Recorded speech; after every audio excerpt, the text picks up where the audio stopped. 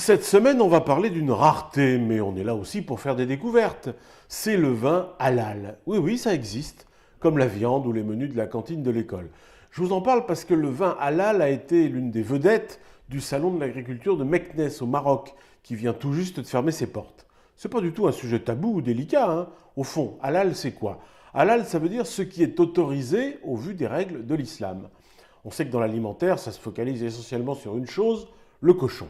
Le cochon, c'est impur, c'est comme ça, mais le reste, notamment les fruits et les légumes, c'est halal, donc parfaitement autorisé. Et ça, on ne fait jamais le rapprochement quand on mange une salade de tomates ou un gratin de courgettes. Ça n'a rien à voir avec la religion. Mais quand on y réfléchit bien, c'est quand même halal. Le chou-fleur breton halal, chez les Le Pen, ça les perturbe beaucoup.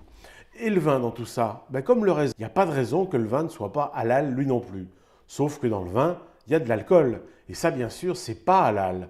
Alors qu'est-ce qu'on fait au Maroc et dans d'autres pays musulmans pour boire quand même du vin? Eh bien, on le désalcoolise tout simplement grâce à un procédé technique et un peu chimique, il faut bien le dire, mais pas trop fort. Eh bien, on sépare les molécules d'alcool des autres molécules et ça nous donne un vin pratiquement sans alcool avec, paraît-il, juste 0,5 degrés. Pour ainsi dire, rien. Je vais vous faire une confidence, j'en ai encore jamais bu. Je ne peux pas vous dire si c'est bon, mais je me demande tout de même, vu la complexité du processus, il ne ferait pas mieux de boire directement du jus de raisin?